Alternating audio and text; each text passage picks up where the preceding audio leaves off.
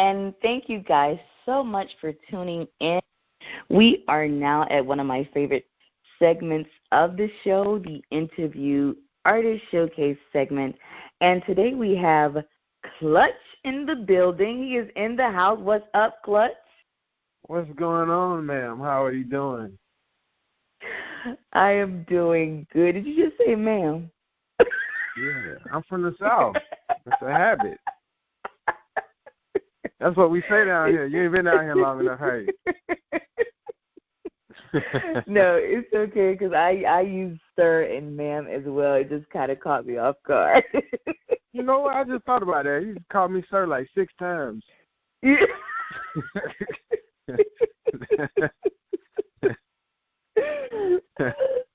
But yes, so Klutch, you're a rapper, correct?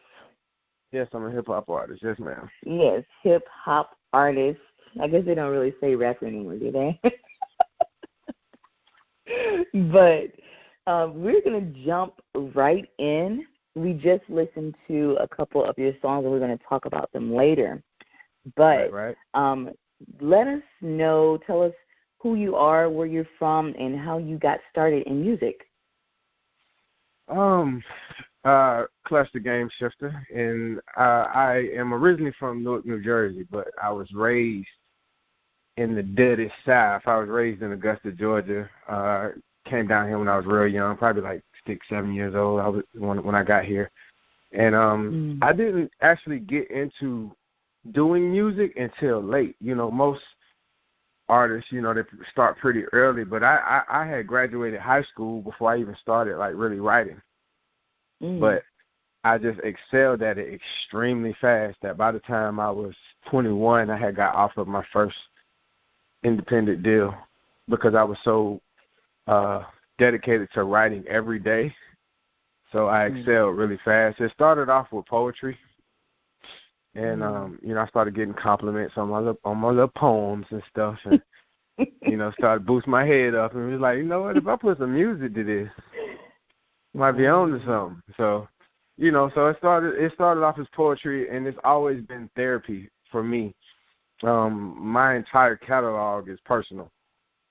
I don't really talk about things that I don't experience, talk about things that I don't do, that's not of my character. I don't do songs just to do them. They're usually to express of myself or express of someone else that is unable to speak. You know what I mean? And I can be a voice for those people who can't speak for themselves on the platform that I have on certain topics. So it's always based off my personal experiences. I don't really write a song just to be writing a song. So that's how I got into it.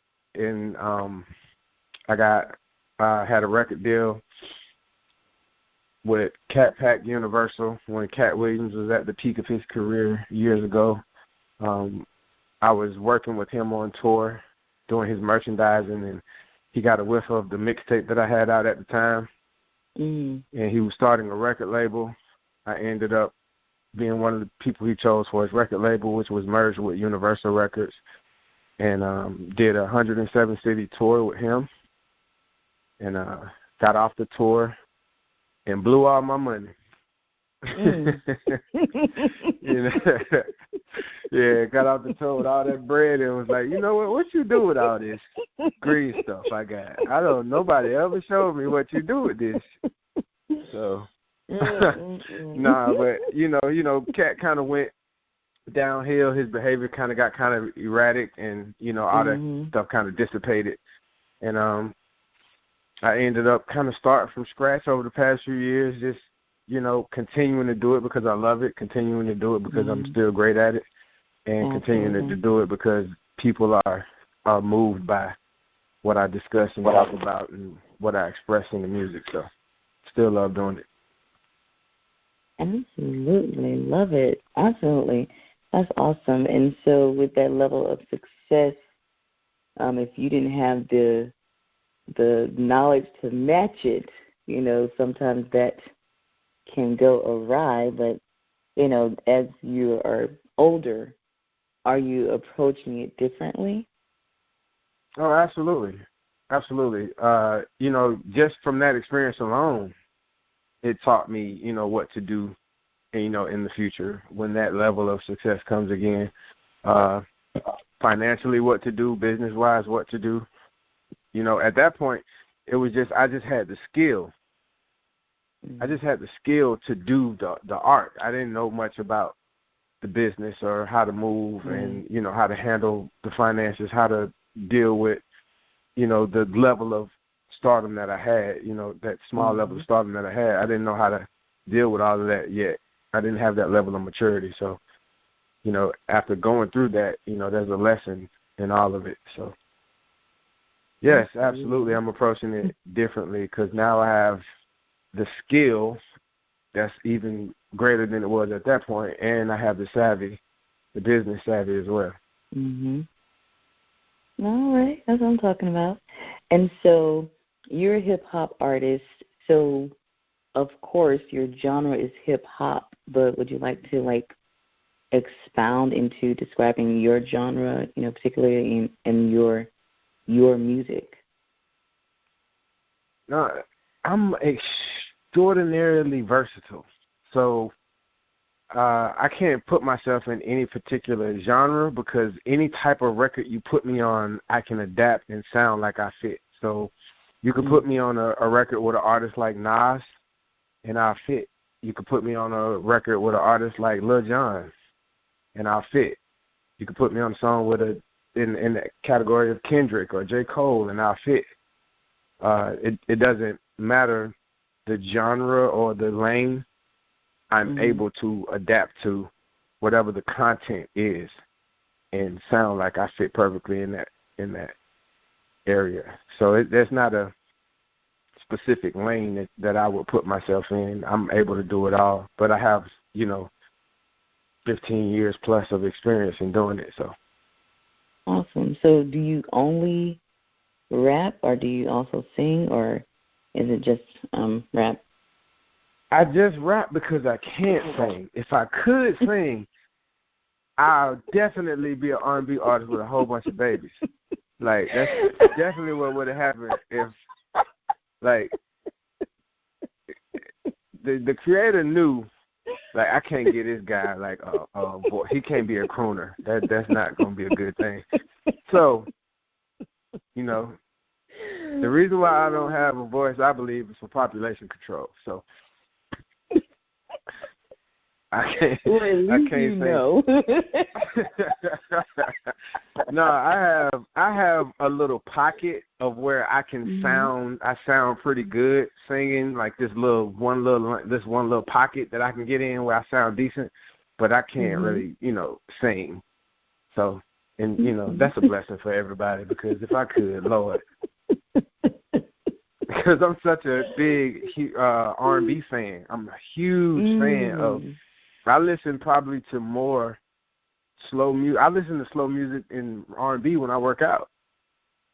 I listen to way more of that type of music than I do hip-hop. So that's interesting. That is very interesting. And that's a great segue into the next question. What artists influenced your music most? Who are those predecessors who you maybe emulated or, maybe admired? To be completely honest with you, it's damn near all of them. Because if I was, they all had some level of influence or effect on me at some point. But I did gravitate a little bit more towards the artists that I felt like it's two ways. Either they were greatly personal and I felt what they were talking about, or they were greatly skilled. In the way what they did with words was just off the meter. Those are the two types of artists that attracted me the most. So, I was greatly attracted to listening to Eminem because of his level of skill and what he could do with words. But I also was greatly attracted to DMX because the level of personal and power and emotion that was in his music. So, DMX, Nas, Jay-Z, Tupac, Common, Biggie, The Lox, Jadakiss, Drake, T.I., like just any artist that had a level of skill or high level of skill or high level of relatability were the ones I gravitated to the most. But I think all artists that I frequently listen to had an effect on who I became. Absolutely. That's awesome. And yeah, I like DMX too. He's very passionate. Yeah. And very unique. Yeah, absolutely. I think DMX is the only artist that I actually stood in line like the day his album came out. Like I think it was his second album. The day that second album came out, I remember like going to the mall and like literally the mall opened at 9 and my receipt said 8:58. Like I remember being a huge DMX fan because of and that was the reason. It was because of the passion, the passion that he brought to, the songs that he did, and you can hear his pain. Yeah, you definitely hear it. That's awesome. Cool. So you have a unique situation. You've been, at the top of your game. You've been, super successful and reached a level of success that many indie artists may not ever reach in their journey. So where you are now, or for you, what does success look like for Klutch the Game Changer? What does that look like today for you? What is your goal, with this journey?